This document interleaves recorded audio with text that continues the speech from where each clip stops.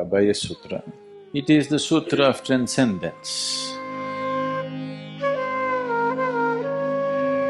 So, this also leads to a state of nirbhaya or fearlessness.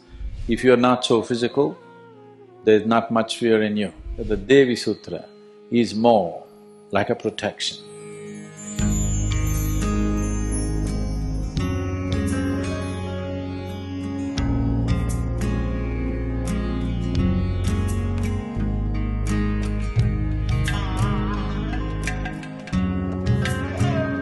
The whole science of yoga itself is extrapolated in the form of sutras, various kinds of sutras. Over 200 sutras makes the whole body of yogic knowledge. So when they say sutra, in that context, they're talking about just the basic. When the Yoga Sutras, when we say Yoga Sutras, when Patanjali kind of assimilated Yoga Sutras, sutra means a thread. He gave only the thread. He left the responsibility, the mastery and the artistry of making the garland to each master.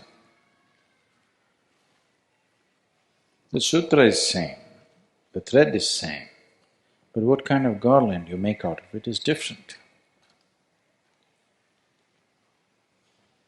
There can never be a garland without the thread, but nobody ever wears a garland for the sake of the thread. We wear the garland for the flowers that it bears.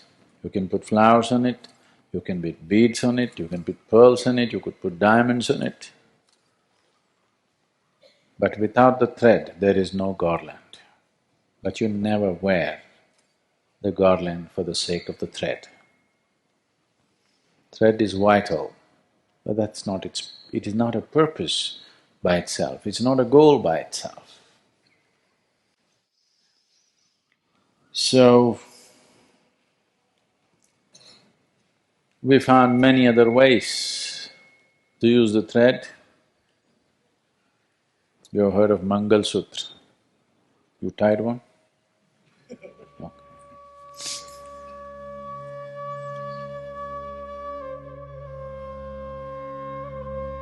If it was properly done, the idea was binding two beings as one.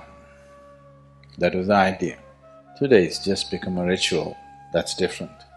But if someone is there who knows how to do this, you mix up the two DNAs in such a way that energy-wise they cannot be separated. Doesn't matter what happens. Many things may happen in the course of life.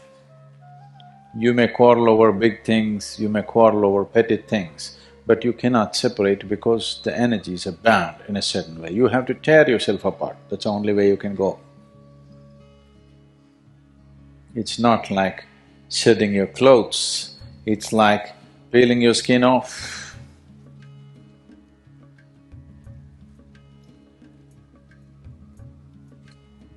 Now, Abhaya Sutra is not made to bind you. Two kinds of sutras, both are being called Abhaya Sutra. The terminology Abhaya Sutra goes better with the Devi Sutra, which is red in color. When you get the sutra for the Panchabhuta Aradhana, which is connected to the Dhyana Linga, it is more to enhance certain dimensions of who you are, fundamentally to enhance the spiritual dimension. then why is it being called Abhaya Sutra? You need to understand Bhaya means fear. The basis of fear is your physicality. If you are not physical, would you have fear? Would you? No. It is the limitations of the physical which causes fear. If you are not at all physical, you wouldn't be fearful of anything, isn't it? So in that context, it is Abhaya.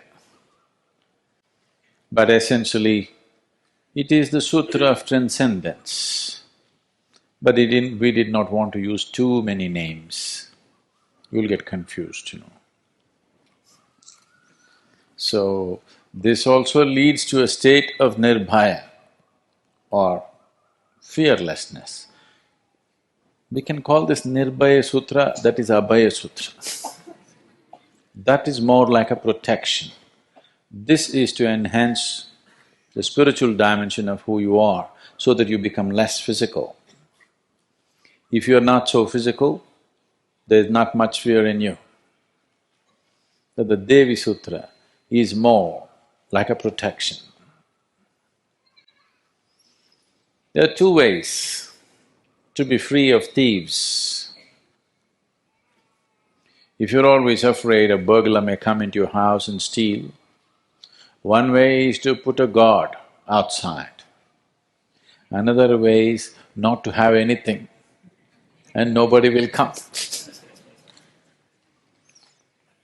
Even if you invite him, he won't come, he'll go somewhere else. So this is his way, nothing, so nobody will come, so fearless.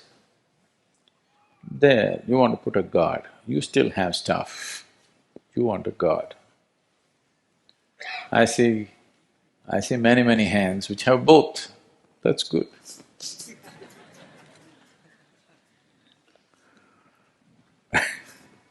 So how to dispose it? You can keep it for a minimum of 40 days. If you're not using soap, too much soap, it will last much longer. If you're using a lot of soap, at least for 40 days it will remain vibrant. If you're using only cold water, it will last much longer. If you're having bath with warm water, at least 40 days it will last.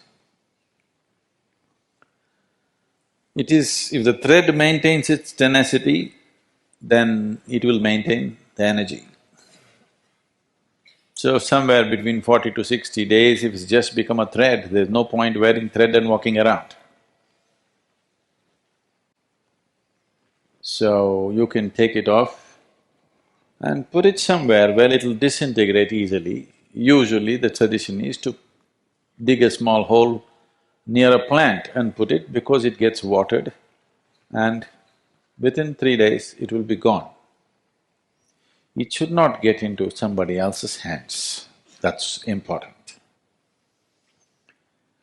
Something that's been so intimately on your body, a certain marriage has happened between you and Devi and between you and Dhyanalinga, a small-scale marriage.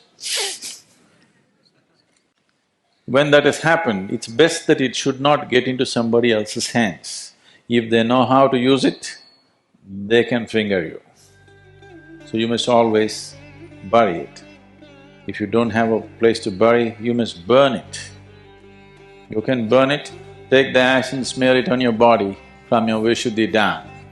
That's a simple way of doing it. Otherwise, you bury it.